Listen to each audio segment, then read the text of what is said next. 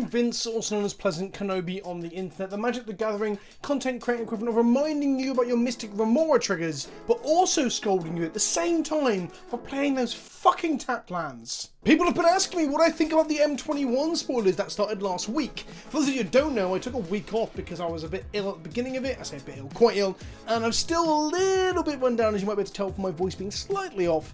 I took some time off and like fucking everything happened, right? The world erupted into flames and for good fucking reason. And meanwhile, Magic just fucking, they got this, they got like the double up, there was more double up spoilers, right? We had a banned and restricted announcement, we had a rules change for companion.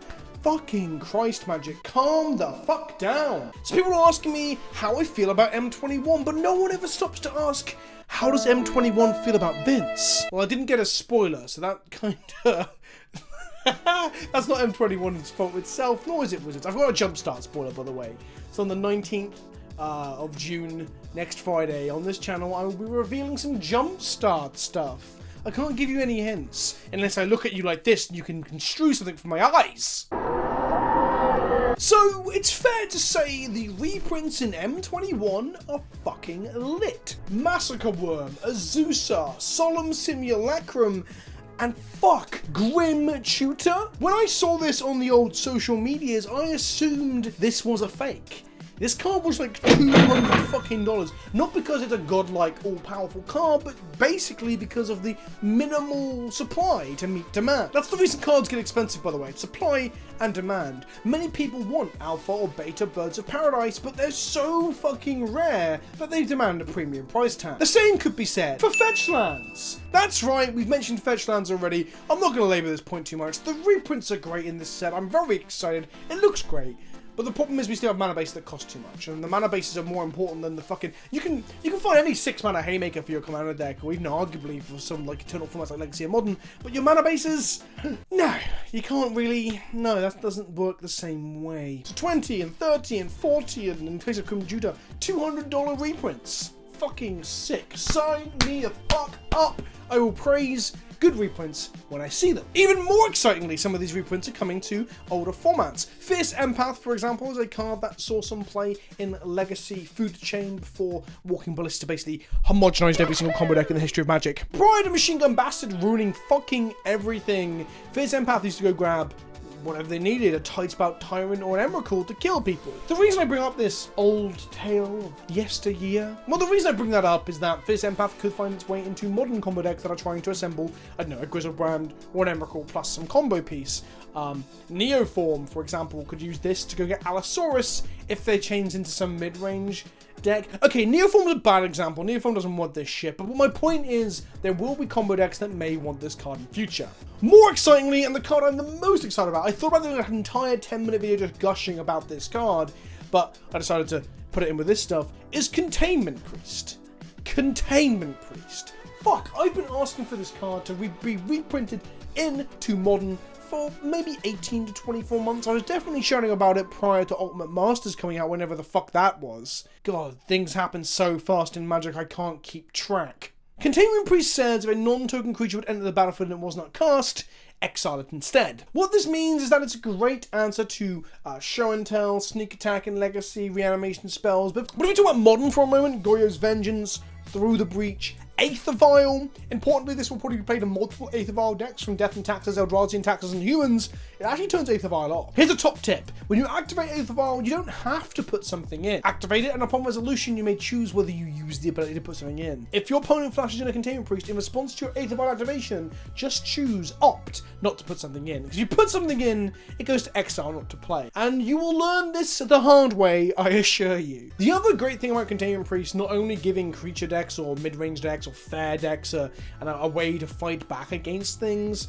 I've said this for a while. Faithless Looting, for example, died because it kept enabling dumb graveyard strategies. So perhaps giving us better answers to those things is the way that you can moderate Modern. So having Containment Priest would have helped against things like when Arclight Phoenix was big, or even Hogak to a lesser extent, although Hogak still needed to die because the card was fucking absurd. But I think these sort of things, these answers, help to moderate formats. I've said in the past that I'm probably a proponent. I don't know how much I still agree with this statement, because opinions change over time. time, I don't know if you knew this, but Wasteland, Days, Force of Will, some combination of Rich and Poor, some combination of those cards going into something like Modern might solve the degeneracy issue that we often see. However, of course, things like Containment Priest do push formats towards being dominated by powerful hoses and sideboard cards. There's often a criticism of Modern specifically that things like Blood Moon and other similar shit like that just stomp out games in general and create non-games.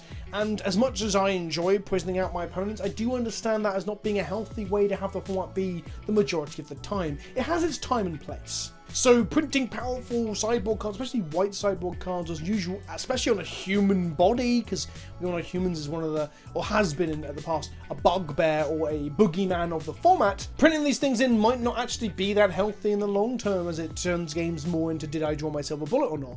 But that, like, concern out of the way, I am happy to see Containment Priest land into Modern. It was like $30, I believe. I actually haven't looked that up. I just got that from the Teferi Community College video I watched yesterday. But I think it was $30 initially. I'm lucky enough to already have, like, several of these in multiple languages because I have them from Legacy. The new art is cool. If you didn't know, I actually have Containment Priest art on my wall because I'm a big fan of this card. So I have, not the original art, because as much as some people think I'm not fucking the 1%, but this is just a print that I got from the artist and got them to sign my cards at GP... Fuck knows, one of the many Magic Fests I went to. So, fuck yes, it's better late than never. Containment Priest is here to be enjoyed in Modern, which is great.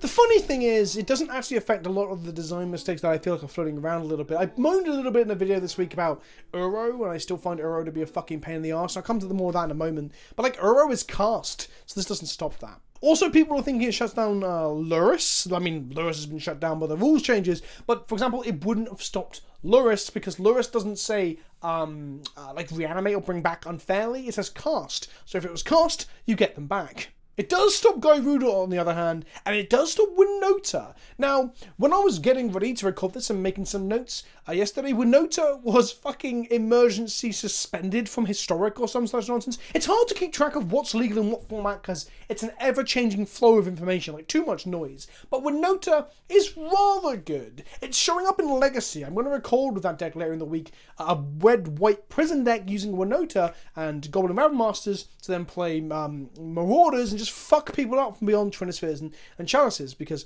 making non-games can be fun for at least one person at the table.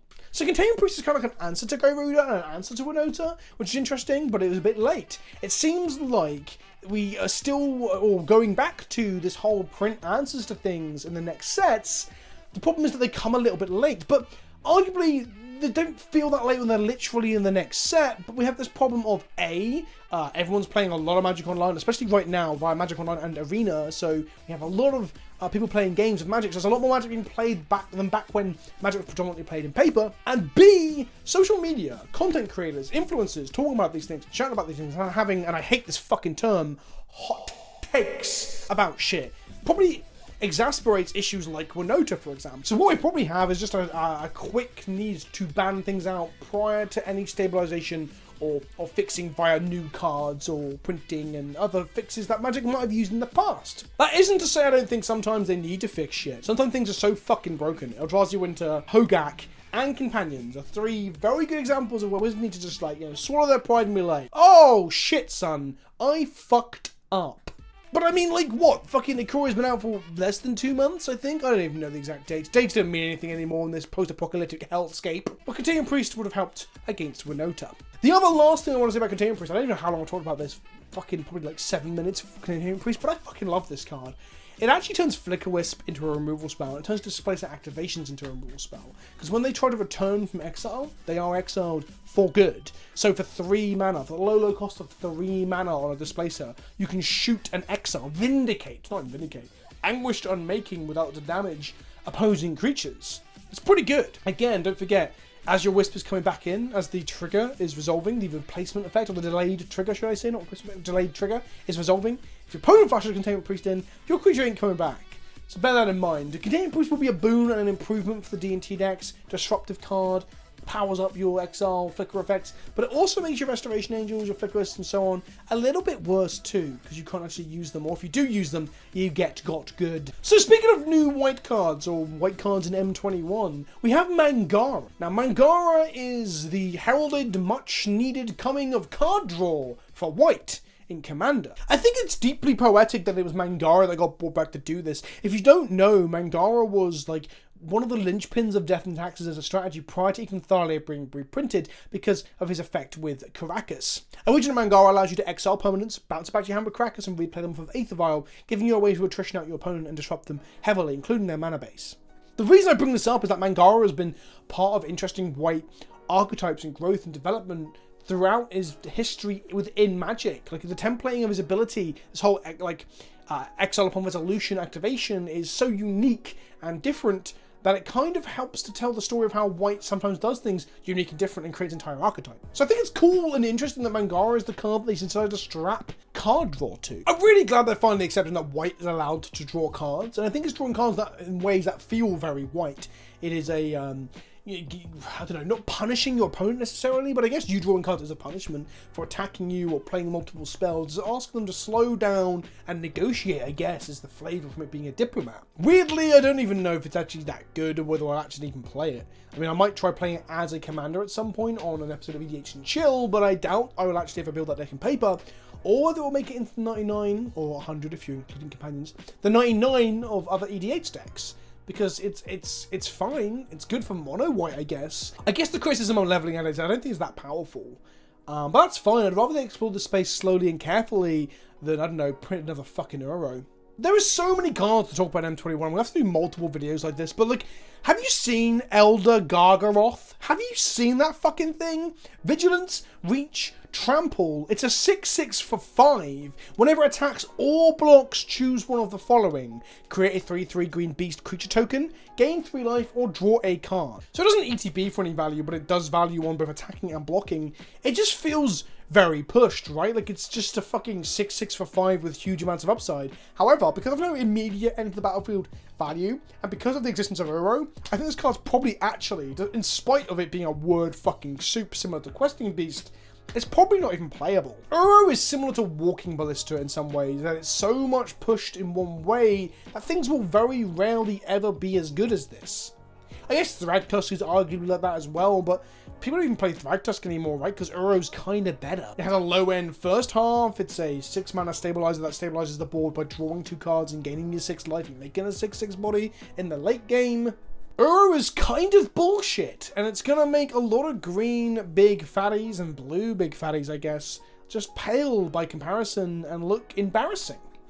So yeah, sorry Gargaroth, you seem like a pushed ridiculous thing, but you're just not as good as the other pushed ridiculous things we've seen recently. Before we move on from Mythics, let's just talk about Teferi for a moment. This card has phasing written on it. If you had told me that phasing was going to be in core set 2021, I would have thought you were full of shit. Phasing seems, or feels at least, from my understanding or from playing Magic, something that people think is very confusing. I guess ultimately when you really try to grok it, it isn't. It doesn't phase in and out. It simply phases something out for a turn. I guess phasing in and out is complicated. So I'm surprised to see it. I'm even more surprised to see it come in the set after Mutate, because that sounds like a meme as well. We're going to add phasing and Mutate. I mean, they interact very exactly as you think. They phase out and phase back in normally, but it sounds like a meme. But then, even more so, this thing activates in other people's turns. What the fuck? Now, until we get the full FAQs, we don't know for certain, but as far as people have been construing how it's written, you activate it in your turn and your opponent's turn. So it starts from 3 loyalty, goes up to 5, loots twice, and then maybe dies to an attack. Or it starts at 3, goes up to 4 with a loot, and then it phases out one of your opposing player's creatures to protect itself. Imagine if you've gone 3 fairy, bounce a thing, draw a card, they replay the thing, then you play 4 fairy, you uptick 3 fairy, and then use 4 fairy to phase their thing in their turn. The card seems pretty good. It seems deceptively oppressive. Like, it's not going to dominate the game in terms of, like, just killing your opponent outright, but it feels like playing against this in sequence with other frustrating and obnoxious cards like 3 mana Teferi might be really tiring, and I look forward to playing against it in Arena. Fuck me. Fuck me. On the topic of obnoxious shit, There's a lot of showcase frames in this set, right? There is like the normal card, the showcase frame, and then alternate arts. However, in the example of Teferi, apparently there's a lot of alternate arts where like the ripples are different colors. I have looked closely at these pictures for a good few minutes, and honestly, only like one of them looks purple or some shit. The rest of them look the fucking same. Am I taking crazy pills here? Did these Teferis look different to you? Because to me, they look all the same. And then, as Brian pointed out in the Teferi Community College video, Alexis Jansen did some of the math on Twitter, and there's 45 variations of this Teferi. From the alternative arts, the foils, the pre-release promos. I mean, there might even be like an F&M promo with a little stamp and shit. There's going to be so many variants of this card that it really will only bother like completionist collectors that probably still exist. They're out there, right? But they're not the predominant market for Magic, I get that. But my heart goes out to anyone who sorts cards for part of their job. If you work for a vendor or a store and these are going to be brought in and trading at GPs when they come back on, or like from mail order buy lists, and you're having to sort through these fucking things. And a quick aside, like I do like this art, the alternate art for Solemn Simulacrum, but when I look at it, I cannot not see the cover art for Rise of the Robots, a 1994 like Amiga fighting game. I'm pretty sure my dad had it on CDI. The Philips CDI, you know, that piece of shit. Yeah, we had this, and I remember it, like even then we both thought it was dog shit, but it looked nice. It looked nice at the time. Anyway, that's Solemn Simulacrum right there. So there's shit tons of cool stuff coming in M21. They are changing Hound to Dog. We're gonna get a Dog Lord. That's just like little handsome heroic dog boy. And you can bet your arsehole I'm gonna play Dog and Taxes on the channel, because I fucking love dogs. They're way better than cats. I've played shit tons of Cat and Taxes. I'm also quite excited to try things like Chandra's Incinerator, which is a 6 mana 6/6 that becomes a 1 mana 6/6 if you've done 5 damage to your opponent with non-combat damage that turn. So for example, a trigger of Sulfuric Vortex and a Lightning Bolt, or a Lava Spike, or a Chain Lightning and Legacy Burn. It might be a bad top deck, as we discussed on Twitter with MTG Tengu and co, but it still seems like a fun card to build around. There's also a blue version of this, or part of the cycle of cost reducers, I think, which is if you played an instant or sorcery this turn, which is cost by blue and 2. So this 5 mana 3/3 Prowess Bird actually becomes a 2 mana 3/3 Prowess Bird. But all very close to being playable in like Eternal formats in the Delver decks, but probably not good enough, I'd imagine. We've had a critical mass of good cards like this recently. It makes me excited to see what the white or the green or the black one do. The white one's probably going to be reduced by life gain, which means it might be good in Solstices or Ajani Pridemate decks in Historic. So, I think I'll end it there. I've rambled enough for now. This video's probably longer than I wanted it to be already. I will probably make another one of these catching up early next week once we see some more M21 spoilers. I mean, the spoilers will be done soon. Jumpstart spoilers start soon. If you thought this hype train had brakes, no it hasn't. Get on the train and just be on it as it, you know, like Back to the Future 3 as it courses off the fucking train tracks into the river below. That's us on the hype train. At all times, we're in perpetual hype train freefall.